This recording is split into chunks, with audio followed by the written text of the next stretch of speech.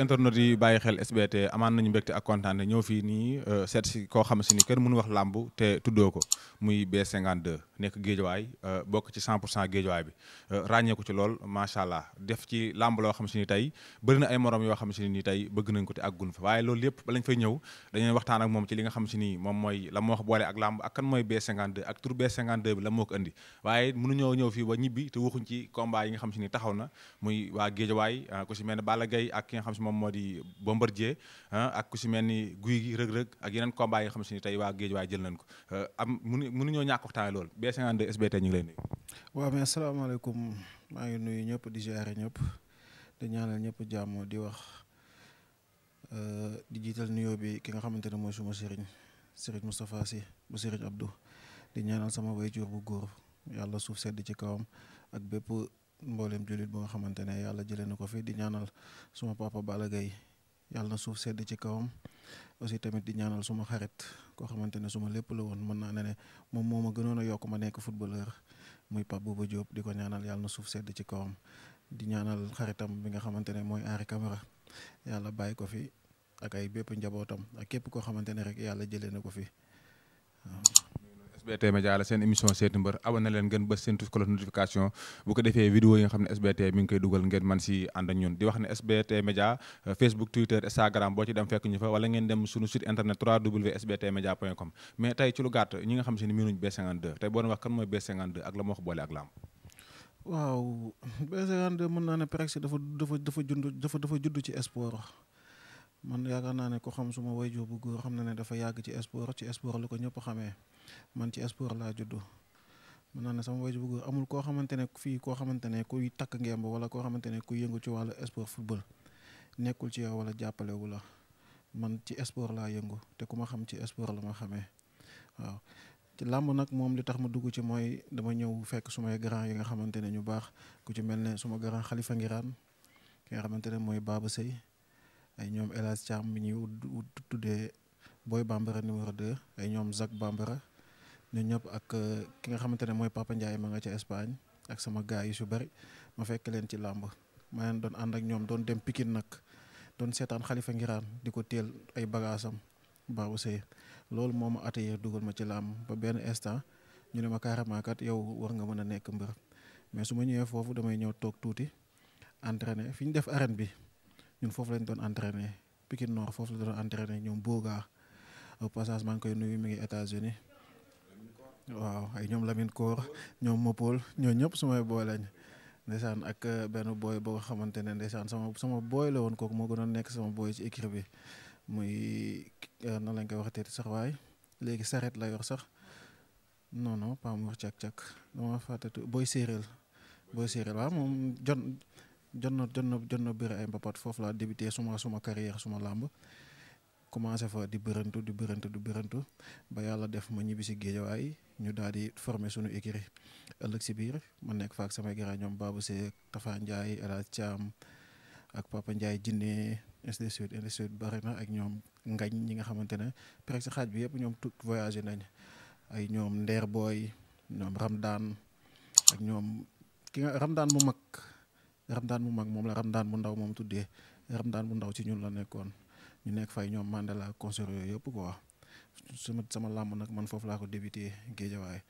en 2005. lan moo andi tur B52. waaw tur B52 mën naa ne Khalifa Ngiraan moo ma ko tuddee ak Babou Seye parce que dafa am beneen gain bu nekkoon foofu ci écurie bi ñuy àndandoo di entraîner noo ba benn moment maag moom mu ñëw ne Bombardier Ndiassane la tudd mu ne ko wax d'accord acca léegi ci la ma grand bi ne mais yéen ñaar da ngeen di bëre parce que yow da ngaa ndur ak Bombardier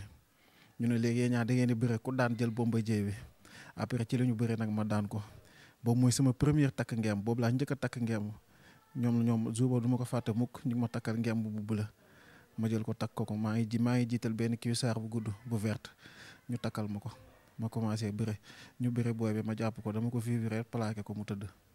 ci la ma waxee nag ne man nag définitivement yaay Bombardier loolu moo andi turu Bombardier bi nag.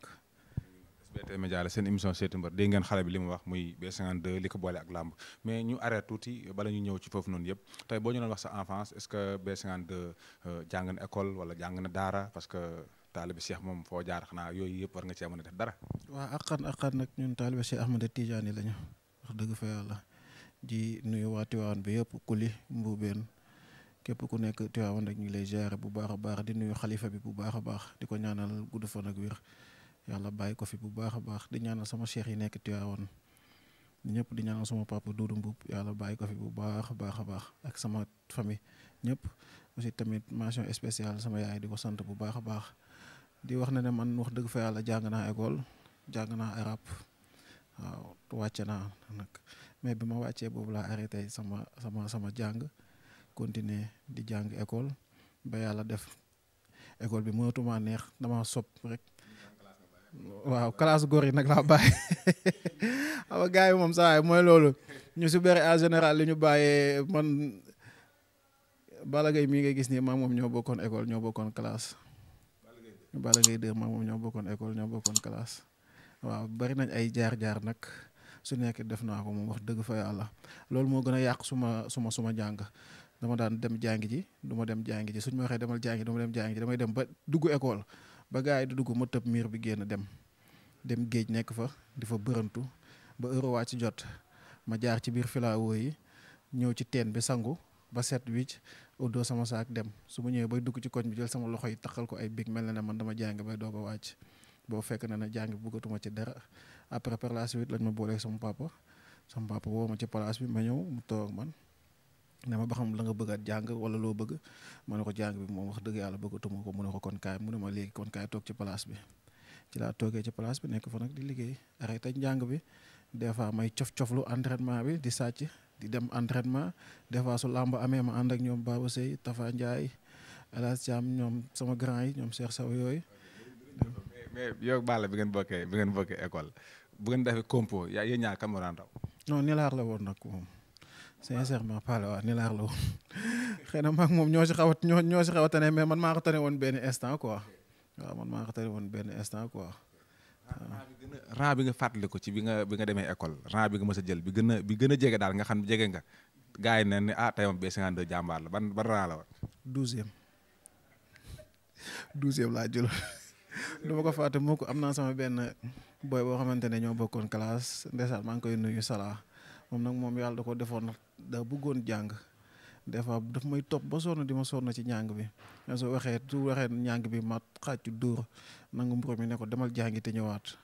su duggee ci école ba génn ma woo ko ne ko saay kaay seen koñ moom ak géej gi dafa xawoon a jege su ma jaaree fa laay jaar foofu ñëw ne ko tayal monsieur bi lan ak lan la def monsieur bi lan ak lan la def waaw jël li ma jël dem sama yoon daf may topp ba sonn naa ma ñëwal jàng mais yàlla def jàng mu nekkuma ci woon ni laar amoon naa xam-xam trop mënoon naa ko trop mais dama dem ba benn moment boo xamante ne bëgguma ko woon sama xel mi ngi nekk maa ngi visé sport carrément loolu moo yàq suma njàng. tey sa rakk yi nga xam si ni tey ñu ngi si seen buntu àdduna war a toll si jàng ban message nga leen lancé parce que bi nga màggee nii am nga loo ci réccu si ñàkk jàng bi. si surtout loolu tamit njàng am na solo te mën naa ne tamit làmb nekkul loo xamante ne métier la te yaakaar naa ne ku si nekk war nga am su métier am na ñoo xamante ne ñu ngi jàng étudiant mi ngi ci làmb ji mais teewul ne mi ngi jàng Boy Niang lan moo ko may lii mu am. jàng moo ko dem Boy Niang dem na bay bëri 2e combat 3e combat teewul ne mi ngi nekk ci école di jàng ba tey mais loolu la jàng du wees aussi tamit nañu dem jàngi waat utaat xam-xam bu baax parce que am na solo bu baax a baax jàng am na solo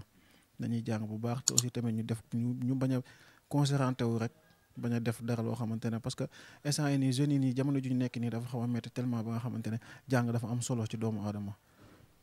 ginnaaw bi jàng mi essayé est-ce que B52 am na métier.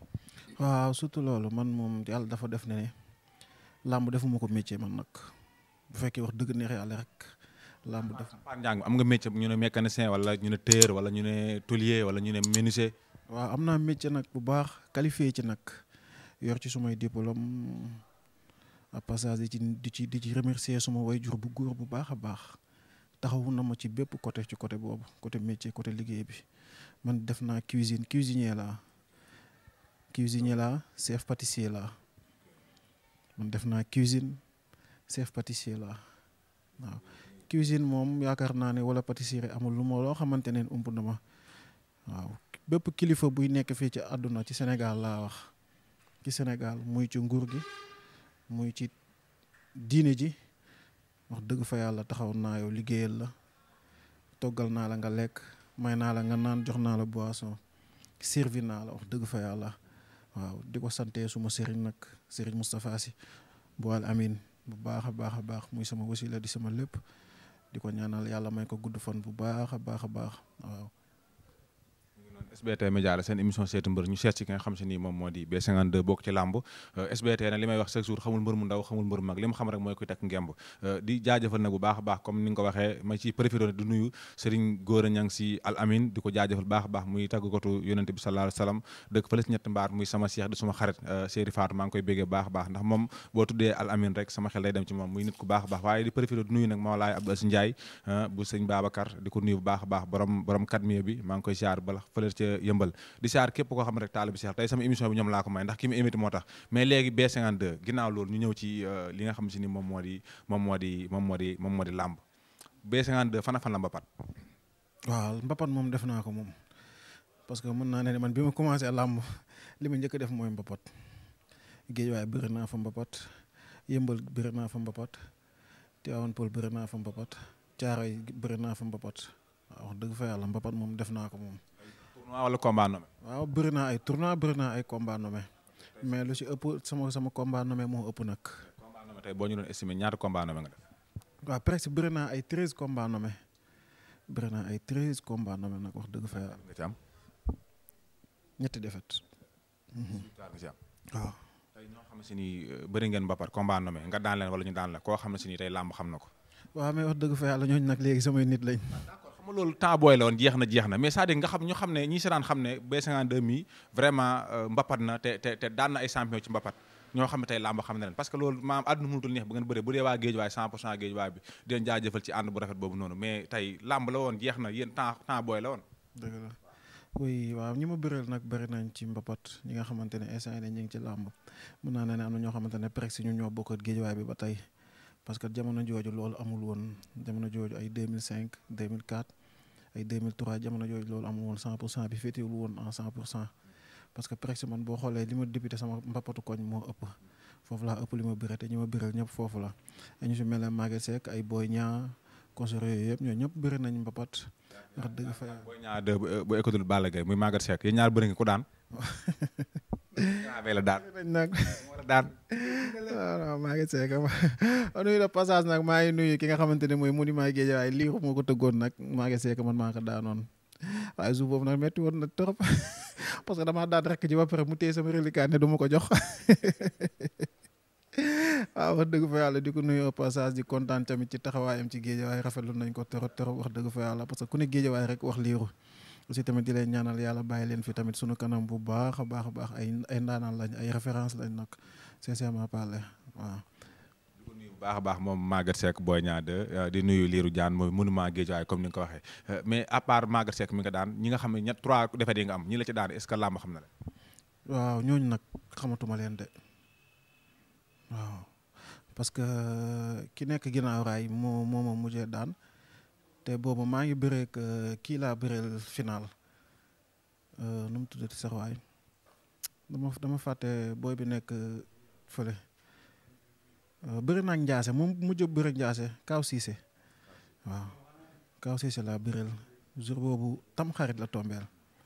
tam xarit ñu bëre demi final ma daan ko après lendemain bi nag laa waroon a dem mais par la suite demuma après bi ma demee laa ñëw ñu ne ma carrément. kii nañ la amande nañ la quoi après ci la jëlee victoire bi ci laa ñëwee ma gars yi di wax ma leen garaawul comme demee noonu nañ ñibbi rek lekk ci suñu cere moo gën dañuy toog fii di sonal suñu bopp rek comme boppatu jàmm la ñëw nañ fii ba demi final nangu nañ suñu victoire nañ dem rek ñu muñ waaw. mbapat muy lu am solo loo xamante ni tey mbër ñi nga gis ci arène bi ñëpp ñi nga xamante ni mbapatuñ buñ bëri rek da nga leen di xàmmee ne ñii mbapatuñ waaye ñi jaar ci mbapat boo leen gisee ci biir arène bu ndongalee rek nga xam ne ñii mbapat nañ di ci nuyu nag profité di ci nuyu Mbaye Fall bu école Balla Gaye ndax maa ngi fàttaliku benn mbapat bu mu demoon suuru tam xarit la tombeel comme ni nga ko waxee mu lekk cere ji lu bëri béykat naan ko wàññil cere ji Mbaye Fall dëgër bopp lekk cere bi bëgg na mais dafa dem adversaire mu njett ko rek mu wàccu cere ji jaar ci bakkan yi mu bàyyee ko daanu mais B52 ñu génn foofu ñëw ci mbàccum gerte bi B52 am na ñaata combat arène. waaw man presque am naa 12 combats waaw. sama premier combat yaa ngi may wax lu metti nag trop sama premier combat man presque moo gën a metti suma làmb mooy ñaari séeréer yi ma bëreel Youssou Ndour bu école fi ma lay wax nii fi ma débuté sama làmb muy Pikine boobu ma débuté suma làmb foofu laa njëkk a bëre sama premier combat Pikine dama fa génn en 2006 laa génn Pikine dem dellu Géejawaay bi ma demee Géejawaay ki ma njëkk a bëreel fi écurie bi ma jógee Pikine Nord fa la soqee ko Youssou Ndour numéro 2 la sama premier combat moom laa bëreel muy grand combat bi Ousa moo ko bëree woon ak Zil Balde mii man maa bëre spécial bi muy Youssou Ndour Iba Mar Diop la woon ma ñëw fa làmb ji metti trop jour ba ma ñëwee njëkk a jàkkaarloo bi signature bi damaa toog jàkkaarloog moom mais xaw ma kan laay bëreel waa ji mi ngi ñuul peeru ñuul boo xamante ne contact ba ñuul kukk comme jamonoy Balla Gaye 2 contact ba ñuul kukk maa ngi koy xool bët yaa ngi xong ma ne kii daat man di wala lu ko dal mais mi ngi may fixé moom xam na ne carrément moom man la am mais man xaw ma ne ba xam man moom laa am benn instant ma jékki-jékki woo sama grand baaba ma ne ko man baaba man xamaguma kan laay bëreel de affaire bi def na ma kaa parce que c'est la première fois ma toog jàkkaarloog face à face ma taxaw di ko xool man xaw ma kan laa bëreel ku si nekk ñi ngi wax ak moom mu jékki-jékki rek andi ji koy séeréel ñëw rek njuug sama kanam waa ca ma ne aha kon kii laay bëreel ma ne garaawul ñu taxaw wax ma ne ko incha allah yàlla baax na nañ bàyyi ba yàlla yóbbuñu ci làmb ja ñu génn ci buntu kër gi mu ànd ak ñoom àndal ñoo ne ma su ma la jàppee nangam sangam xam naa la bu baax patati patata parce que xamuma xëy na dañ na ko ci école bi laa nekkoon loolu la fa am ñu ñëw làmb ja sama grand bi wax moo ko ma ne ko incha allah bu soobee yàlla su arbitre sifflé dinaa tàkk ci kawam te dina metti ci moom lool parce que xam naa ne séeréer la xam naa ne li mu bëgg rek mooy songu ma te du ko am ci man ñu dem ma préparé wu ba yàlla def jour ba ñu ñëw sama famille ñoom ñoo jiitu ca làmb ja ñu ngi ci kaw tribune bi toog mais xam nga jikkoy séeréer rek bu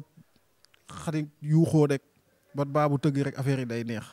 waa ji nekk fa daa njug ba mënatul tee boppam suñu waa dañoo tiit yàlla xam na ne ko maa ngi nuyu sama benn grand au passage daa mujj a wàcc suuf ne ma c'est combat bi est-ce que mënuñu ko am nañ ko def moom boobu mooy première fois mu ñëw làmb daa tiit parce que ni mu gisee sa waay njuug yi muy njuug ak sa waay ni mu mel jàpp rafet xam nga rek séeréer bu ngemboo sa xol day sedd ma ne ko amul problème toogal jour maa ngi ko fàttaliku daa jënd mbuusu ndox ñoo jox ma ne ma naanal ma naan ma ne ko desit bi da nga koy naan yow mu naan ko ma dem arbitre dafa sifflé ma ne ko coppet tànk bi comme ni ma def Youssou Ndour bu mag noonu laa ko def coppet laa def tànk bi mu ne fa di xalab ma laale ko daw wër ko ndomba dama ko buddi ba ci kaw dama ko takk ba mu leer na mën a takk na ko ma buddi ko ba ci kaw deseere ko baraake ko mu tëdd ma jóg bàyyi ko fa boobu moo nekkoon sama premier combat premier victoire bi nga ñibbisee noo ko dundee. waaw macha allah neexoon na trop parce que ambiance bi mooy loolu xëy na yàgg naa dem ay mbapat di andi ambiance muy neex mais boobu daf maa marqué parce que sama waajur tamit da cee liggéey da cee daj ay coono billaay wallaay taalaay mu metti trop amul fu ñu duggul amul fu ñu demut mu metti trop ma muñ ko gëm na ne man mii carrément dama koy am laa ma jooju xaw ma nu reliquat bi mel yàlla xam na ko avance beeg reliquat bi yëpp xaw ma nu mu mel. waaw bi ma fa jógee kan laa am man nag ndongo daara. ndongo daara xamoon nga ko. non xaw ma ko mais am naa ci tiit métti na combat boobu tamit lu métti la ci man parce que ñi ma àndal tamit ndongo daara li mu def mi ngi daan Pape Ndoye bu Faas maa ngi koy fàttaliku da koo daw paqueté tëf Pape Ndoye daanu ci ginnaaw saako yi ñaari tànki la paqueté dóor ko bopp tëf Pape Ndoye daanu ci ginnaaw saako yi. laa ma jooju chaque jour image bi day ñëw sama kanam yàlla suturaal ma dem entraînement nag am problème mu genou bu metti mënuma soow mënuma maskanaara mënuma flexionné mënuma def dara su ma ñëwee damay yéeg 10 tours wàcc takk ngemb jour du ma sax contacté école géej laay contacté dama yéeg su ma wàccee takk ngemb contact soo ma songee ma daanu parce que mënuma dem naa ba nga xamante ne métit bi mënuma koo téye ñu dem ba xamante ne dañuy renvoyer combat bi ma ne leen combat bi kenn du ko renvoyer damay bëre par la force jour boobu ma bëre maa ngi nuyu au passage guy gi moo bëre woon grand combat bi jour boobu moo su ma juumul xaw ma cere càq lañ koy wax xaw ma daal ñoom ñoo bëre woon grand combat bi Iba Mar ci stade bu mag ba ñu ñëw jour boobu tamit ñu taxawuma carrément comme ni ñuy taxawoo kilifa wax dëgg fa yàlla ni ñuy taxawee mbir bu mag sama waa équipe yëpp génn waa lësi bi ñëpp génn géej waaye taxawuma en 100% wax dëgg fa yàlla ma dem yàlla may ma ndam ma sante ko yàlla bu baax a baax a baax nag. 2 victoires mu ngi noonu SBT Média la abonné leen ngeen ba seen cloche notification bu ko defee vidéo yi nga xam ne SBT mi ngi koy dugal ngeen mën si ànd ak ñun di wax ne kin dalal gis ngeen ko xale la boo xam si ni bi mu ñëwee ci làmb yàgg na yàggut mais gis ngeen preuve yi nga xam si moom la fi def 12 combats ñu war a waxtaane nag 12 combats yi ñan ak ñan la bëril ñan ñoo ko ci daan ak ñan la ci daan dégg ngeen 2 combats 2 victoires di nuyu nag Def Live borom Canada di ko jaajëfal baax a baax di nuyu nag Fall bu Caatu Yaraax di ko béggee bu baax ndax moom sama soppe la macha allah nee na man waxumal SBT mais man maas yow laay béggee di nuyu Daam bu Caatu Yaraax waaye di nuyu it ki nga xam si ni moom mooy Xaadim Anta Seck borom Equivox TV nee naa leen foofu la temps yi foofu lay tàngalee mburu mi muy xoyam sama xarit taalibe Bamba moom sama sëriñ la mais B52 sa troisième combat yow kan. waaw sama troisième combat maa ngi ko bëreeg sama troisième combat laa daanu troisième combat laay doog a xam defet xam naa defet mbapat mais arène laa gën a miin defet parce que sama troisième combat maa ngi bëreeg kii Ndiaye waay Boy Ndiaye merci Boy Ndiaye parcelle mbooloo laa bëreeg courant def naa léegi voyagé na moom mi ngi États-Unis passage di ko nuyu bu baax a baax di ko ñaanal yàlla defal ko jàmm fa mu nekk moom laa bëreeg sama troisième combat ma ñëw xam nga rek jaay affaire de fougu combat boobu moo ma daan nag wax dëgg fa yàlla. ñëpp nee nañ comme li nga jógee ci 2 combats 2 victoires donc nga ñëw respecté sa adversaire xeeb ko donc loo moo tax mu daan. non du question xeeb sax mais lamb ak la muy laaj parce que moom la mu doon jaay dama ko jënd ba mu jeex dafa ñëw suul tànk yi ne ma carrément dañuy xeex ma ne ko nag ku bëgg fu mu fanaan ab ku bëgg ko wétali tëjul buntu bi du leen boole ma ne ko nañ jixaat waaw dañoo jixaat nag maa moom jixaat lu metti mu wori dem na ba kaawu dem naa ko ba dóor ba mu kaawu 3 appuis ma topp xeex bi rek mu neex mu sàcc sama tànk coppet ma bi ma coppete nag ma koy jéem a tuur di ko jéem a këpp man nag ci laa toog boo fekk na nag poids bi ma jël daa bari man te fekk na li mu jël sama tànk bari na xam nga moom man su ma taxawee moom mu sukk avantage bi lu si bari moom ci moom lay amee waaw man dama foog ne nag foofu nag fii ba suba nu ma daan parce que comme def na 3 appuis te maa ngi ko tiim ma continuer xeex bi léegi nag bi sama ku rombee boobu la coppet sama tànk te lim jël dafa bari egg na ma fu sori mu dëj ma ci laa koy jàpp na di ko jéem a yokk pour tuur ko ma teg fes ci laa jógee waaw loolu mooy. combat 2 victoires benn défaite sa 4e combat. sama 4e combat kan laa amati sama 4e combat jàppatuma ko de. yaa may fàttali boo fi am woon làmbaay ñaaw sama 4e combat laay ñombar laa am. laay ñombar non sama 4e combat amuma laay ñombar maa ngi am kii laa am nu mu tuddati yaay volcan mi ngi woon bul faale je crois volcan bul faale la nekkoon waa volcan laa amoon mu dis trop waa seeraas yi so doo ko fàtte mu jàkkaarloo signature bi ay jaasi lañ ma génneel ne ma boo ko daanee ma rey la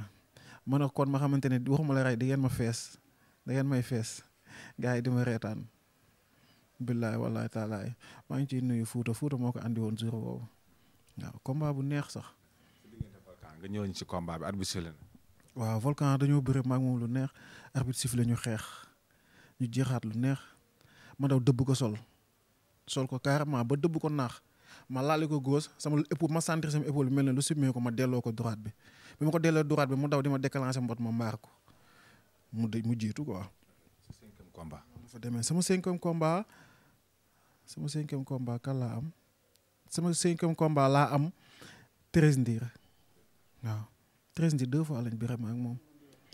sama 5e combat laa am 13 ndiir. waaw mais suñu lam moo demee woon noonu rek 13 ndiir maanaam dañuy jaawale nañu ay seex lañ dañoo nduroo waaye man maa ko dàq moom dafa ñaaw xam nga. man moom ci moom laay teg xam naa bu ñu doon def yéen ñaar kan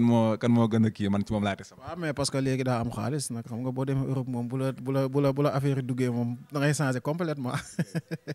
sama waay la nag maa ngi koy ziar bu baax a baax sama 5e combat moom laa am stade Amadou Barry di nuyu tamit suma papa wax dëgg fa yàlla suma xarit la jàpp na suma carrière bu baax a baax muy Père Sëñ Modou Niang kooku amuñu fayam. promoteur de la jeunesse. kooku kenn du moom yàlla na ko fi yàlla bàyyi bu baax a baax ci barki yonent bi. mën a jot ci jën yu mag yi rek moom moo yefal jën yu ndaw yi ban suur ba gars yi mën cee jot macha allah di ko jaajëfal bu baax a baax muy koo xamante ni am na fu mu fekk làmb mais am na fu mu yóbbu làmb kenn mënu wax làmb génn ko si. wallaahi moom wax dëgg fa yàlla kenn du moom dañuy wax naan garçon mooy le Don King mais moom it ñi dundal làmb ci la bokk moom dundeewul làmb day dundal làmb waaw day fekk foo xamante ne dara nekk fa mu def fa dara waaw. jën yu ndaw yi ban suur. parce que man su ma sañoon man su ma nekkoon instant yi nii ki nga xamante ne mooy président CNG balaa maa woo benn promoteur moom laay njëkk a woo parce que li muy def ci xale yi rek kenn du ko ci def waaw moom sëñ Maodo wax dëgg fa yàlla mu taxawal sama combat ak maag Thérèse Ndié nag taxaw bi nag xawoon na métti trop différence bi nekk werante nii werante ba yàlla def ma wàññi suma kase bi rek moom yàlla def ñu bëre maag moom ñu bëre combat bu métti nag maag moom xeex nañ lu nekk def la sama premier combat boobu la sama loxo njëkkee damm ci combat boobu la sama loxo dammee ñu bëre maag moom lu ñu xeex génn saako yi ñëwaat xeexaat génnaat saako yi ñëwaat jël naa fi tànkam lu ne def nañ ko làmb ji jële ne dee du am ña après par la suite laa ko dóor mu daw di ma jël si ma dóor ko uppercut sama loxo bi damm sama baaraam bi damm quoi après mënatuma fonctionner nag boobu maa ngi koy muñ te xam naa ne li des ci temps bi su ma arrêté combat bi rek damay ñàkk parce que moom ëpp avertissement ñu ko ne di dem mu daw di ma jël si ma bu ma wax ko mu génn mu daw di ma kii ma chargé ko uppercut bi mu génn ak moom bi mu génn ak moom nag ci laa jéggi sama benn tànk ci saako yi arbitre sifflé may avancé di ko mel ne ku koy xëqatal yooyu rek mu dóor ma ko ma daanu après nag ci lañ ñëwaatee nag arbitre bi temps bi jeex arbitre bi jël victoire bi jox ma ko waaw. bi nga fa jógee sa 6e combat. sama 6e combat ci laa am Ngañ Jaañ 2 waaw non day ñëwaat gars yi dinañ ñëwaat ci làmb. nga jógee sa 6e combat yow. kooku moom dafa maa sonal Ngañ Jaañ comme sonal la Ngañ Jaañ bi ñu koy préparé maa ngi préparé Tapha Tine Balla Gaye moo Balla Gaye ñoo préparé ndoo Tapha Tine Balla Gaye ba mu jeex ñoo bokk même salle entraîné ba combat bi jeex Ngañ Jaañ dafa ma daan fekk salle di ma amul lu ma dul wax Omar moo ciy daal Balla Gaye moo ci jàpp ne ma non bul wax ak moom bàyyi ko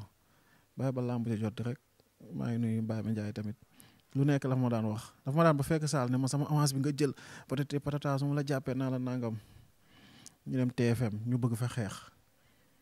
jour boobu. billaay wallaay taalaay suñu jàkkaarloo bi rek dañoo naroon a xeex ñu bàyyi noonu mu sedd ñu def face à face après ku si nekk ñibbi bi ñëwee làmb ji may ma jàmm dem na ba nga xamante ne ñi ma àndal ñoom seen jëm boobu dañu bëggoon simeeku bëre combat bi. parce que ñoom li may wax yëpp intéressé wu ma man li ma intéressé mooy su arbitre wàccee loxoom mais ñoom xëy na wax jeeg dépassement beeg yooyu ñoo leen dem ba sonal leen benn instant may leen amul problème li muy wax fii la koy waxee mais bu arbitre wàccee loxoom man li ma soxla daf ma koy tegal fii sama loxo ma jël yóbbu ak samay mbokk loolu laa ko wax. ba naa ko bi arbitre bi avant arbitre bi siffle loolu laa ko wax arbitre bi mi ngi naa ma non bul wax boo xoolee ci image arbitre bi loolu la ma naa ma noppil. dama ne ko su arbitre poussé nga jox ma li ma moom te effectivement bi arbitre poussé loolu daf ma ko jox par la force parce que loolu laa soxla moom lam yaakaaroon amul dafa yaakaaroon ne combat bi day yomb ci moom. au passage maa ngi nuyu coach Diallo moo ma préparé combat boobu ak benn grand élage léegi mi ngi Europe combat bu metti sax dama ci liggéey ba man mujj bi dama xool sama bopp ma ne man mii xanaa dañ maa bëgg a rey mais bi ma simmee koo man ba pare xam naa ne carrément kii su ma taxee ak moom 2 minutes samay mbokk mere ma. abi dafa sifflé maa ngi moom mu dem latéral ma topp ko du ma ko may dara fu mu teggi ma teg bàyyi ko ba mu sori ba mu xàcc foog na ne moom moo ci nekk mat kor sama góos ba mu baax dugal uppercut bu baax mu lem ak moom waaw comment boobu noonu mu nekkoon sa 6e combat wala 7e combat 6e combat léegi bi nga fa jógee sa 7e combat 7e combat laa am laay ñoombarat defe naa 7e combat laa am laay ñoom waaw xaw ma ko woon miinoon naa ko nii mais presque ñi nekk sama ginnaaw ñoom xam nañ ko mais ñi ma xam man xam nañ ne laay ñoom mënuma téye xëy na tur bi nekk na équipe nationale bëri na ak ay Yékini daan na ay Forza affaire yooyu boobu mi ngi jógee drapeau chef de l'État su ma juumul la jógee wax ji bari lool maa ngi nuyu passage Baye Ndiaye suma kilifa suma xarit suma mag wax dëgg fa yàlla moo ma woo ne ma carrément dama lay jox laay ñoom bara ma ne ko yow boo ma fayut dara sax damay bëre taalibe Cheikh Ahmed Tidiane bi maa ngi koy nuyu bu baax a baax di ko ñaanal jàmm ak gudd fan ak wér di nuyu képp koo xamante ne mi ngi dëkk géej waaye moo ma jox combat boobu ma ne ma nag wax ji bari na torop mais jëlal combat bi ma ne ko incha allah dinaa ko jël ci laa jëlee combat bi ku ma ko wax ne leen laay ñoom bara laa am du ma wax ju neex ma boole li ma naqari ak li ma neex yëpp téye liggéey billaay wallaay taalaay damay jóge saal dem géej jóge géej ñëw noppalu dem école jóge école guddi gi ma demaat géej de contact boobu contact laa ëpp lu may def parce que dama ne bërekat la xeex bi fee laa ko teg xalaatuma xeex su ma demee saal su ma musculation ba pare dañ may takkloo gaa ma bañ ngoon gi kase laay takk gaa te li may takk gaa tuuti laay takk gaa damay sato pour sama loxo yi mën a tàlli normal billaay wallaay taalaay ma ne kii bu bëggee bëre dañuy bëre ma ak moom ba fu mu yam neex parce que man xam naa ne carrément ndoxtu bi nekk ci man ci bëre amul lenn loo xamante ne mën na ma jaaxal ci bëre xëy na moo ma mag ci laam moo ma njëkk a dugg ci laam mais man xam naa ne carrément su arbitre wàccee loxoom li ma bëgg ci moom dama koy am yaa ngi dégg arbitre ñu ñëw laam boole ñu arbitre siffle sama garaay bi ne ma carrément kii jéemal xeex ak moom ma ne ko déedéet du ma xeex ak moom damay bëre ak moom mu ne ma non non séeréer la foog nga dóor ko ndax nga mën a am li nga bëgg mais bi arbitre sifflé dama taxaw jàkkaarloo ak moom dama ko xool ma xam ne carrément moom day xeex ma ne ko aha woo nga naax ci guuxum soow mais man xeex bi bi mu ma sànnee ko bëgguma woon xeex effectivement daf ma sànni ko ma génne ko mu dugalaat ma ko bi daal ma dem ardo ñëwaat ma demee ardo na laa na nag comme moom xeex la bëgg nag nañ ci dem ñu xeex moom mu wori mujj bi bëggatul xeex bi mu bëre mais moom bi mu déclenché nag laa dajanteeg moom dama coppe tànk bi mu daw dama kii ma continuer ko mbaar ko mooy déclenché mbot ma bàyyi ko mu suux boo fekk sama maa ko ëpp poids ma bàyyi ko mu suux. combat bu bëri coow sa diggante ak Laye Ndiombar ginnaaw bi nga fa jógee sa 8e combat. sama 8e combat maa ngi am kan dox sa garde laa am. maa dox na sa garde rek. dox sama garde. sa garde kay. déggoo li ma la wax de. ku jël combat mu dox sa garde.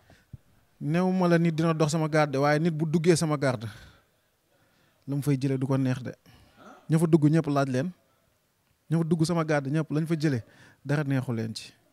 man xanaa nga bëre ak man nii rek ba yàlla def li muy def rek nga daan ma daa ko ne danga ma avoué na daan nga ma mais ñu taxaw nii rek jixaat billaay wallaay taalaay ardo dina am liggéey jour boobu dox sa garde mujj bi ñoom dañ doon ñi doon rapporté ñoom Ipongaar dañ doon wax naan ba xam kii dox sa garde la tudd moom parce que moom loolu doon wuyoo dox sa garde ma ne ko nag yow nag kaay ñu wan ne la nag nit naka lay doxee ci moom gardam dama koo topp mayu ma ko dara fu mu tegge ma teg maag moom ba mu saf sàpp billaay wallaay taalaay man maa mujj am ñaari avertissement moom mu am benn loolu moo tax ma ñàkk combat bi mais du jëla du dara par décision arbitre la temps bi jeex loolu la ma daanee. sa 9e combat. 9e combat ma am kii sama ndurowaale bi Thérèse Ndir. mooy dajawoon ngeen dajawaat sa 9e combat. waaw boobu mooy revanche bi. Thérèse Ndir. waroon na bëree ñeneen. non dama amoon yeneen làmb yu ma nekkoon sama kanam yu ma waroon a jël mais boobu jamono jooju adversaire bu ma wax dañuy dem ba ci biir làmb ji yàqu metti ma trop ma découragé ma ñëw nañ ba proposé ma ko ma ne ko jaañ mu ne ma ne ko bëggatuma bëre kii bàyyi ma dem seeti leneen. am na yeneen combat yoo xam te ne yu nekk sama kanam yu ma gënoon a ñor boobu sama combat ñu ngi ko dox maak Valdo ba combat yi war a taxaw ñu am problème prix moom muy laaj pour ñu yokkal ko ma ne ko man su ma wàññiwul sama kase yow waroo nekk nag da nga yokk sa kase yow loolu moo yàq sama combat ak Valdo léegi nag bëgguma combat bi yàqu ñu proposé ma Thérèse Ndir ma nañ ko jël amul problème ci laa jëlee Thérèse Ndir nag léegi nag moom man la ma bëggoon pour ñu defaat ko moom loolu la daw xeex bala bañ mu ñëw ñu nangu mu ñëw ñu taxaw mu sàcc ma ci bëre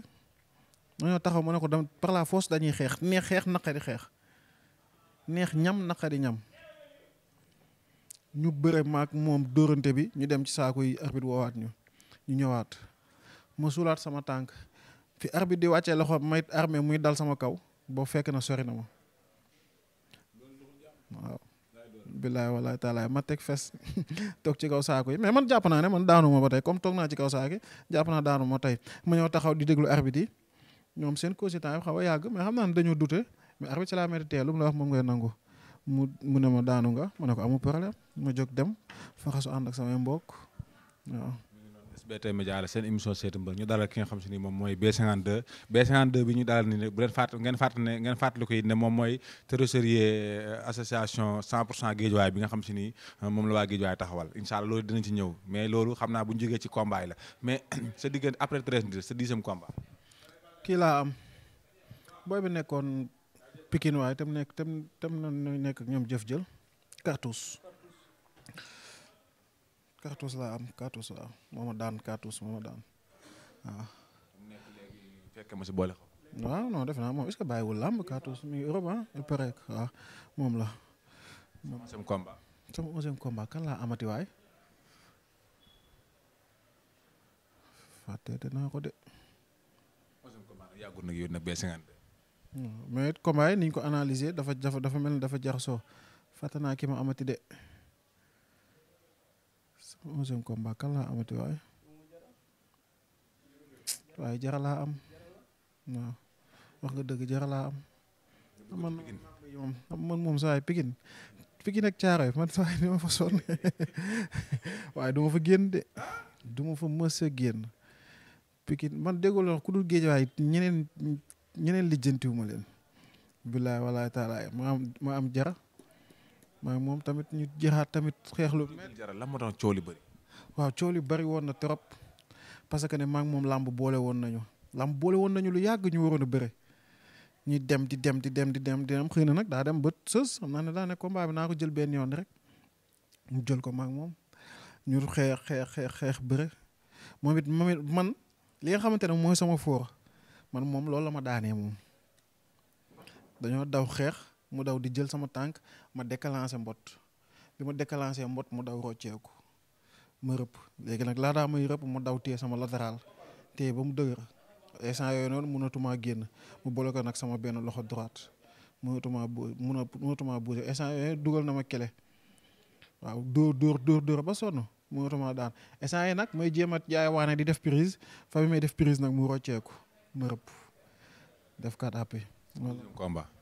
sama 12e combat kan laa am waaye non jara laa mujjee bëreel man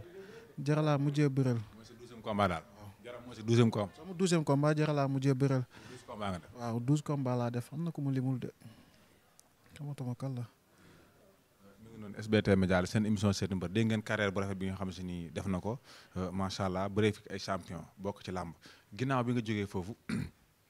bala ñuy